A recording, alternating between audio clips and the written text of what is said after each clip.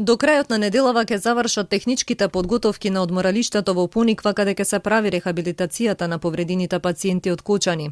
Пациентите ќе одат во групи, а според лекарите, идејата да се прави токму тука третманот е за да се избегнат високите температури во текот на летните месеци. Освен физиотерапевти ќе бидат распоредени медицински сестри, физијатри како и специјалисти за психолошка поддршка. И тоа е замислено со активирање на медицински тимови кои што ќе им бидат достапни 24 часа, значи замислено е на група, ќе бидат поделени во групи кои што ќе се ротираат на 2 недели. Значи првата група која што ќе стартува се повредените кои што веќе обавуваат физикална терапија во Штипската и во Кочанската болница.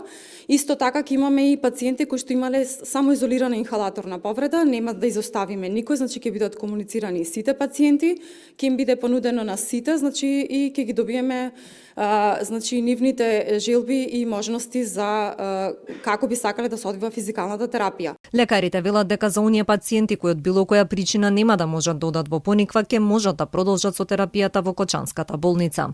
Новата директорка доктор Катерина Мирчовска најави дека од утре започнува и реконструкција на одделот за физикална терапија во Кочанската болница.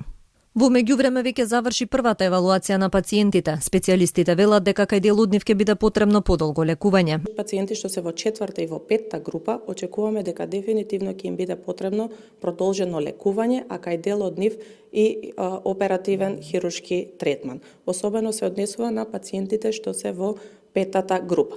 За сега не е благодарно да се каже колку време би траело тоа нивно лекување, меѓутоа станува збор за еден подолготраен третман. На телефонската линија која ја активираше владата бил остварен контакт со 100 лица, а најголем дел од нив биле за здравствени потреби. На многумина од повредените им се потребни пулмолози во Кочанската болница за да не мора да патуваат до Скопје. Од владата тврдат дека прават напори за да се организира мобилизација на кадари и опрема. Кога ги примаме ние таквите, да речеме, предлози кои што ги имаат пациентите, веднаш ги проследуваме до здравствените власти за тие да најдат механизам дали е возможно да се пренесат и опремата, но и пулмолозите да бидат достапни во Кочанската болница за да го скратиме тој временски период. Според последните информации, 5 пациенти се уште се на лекување во странство, а 5 во земјава. Околу 50 пак се веќе на рехабилитација во Кочанската болница.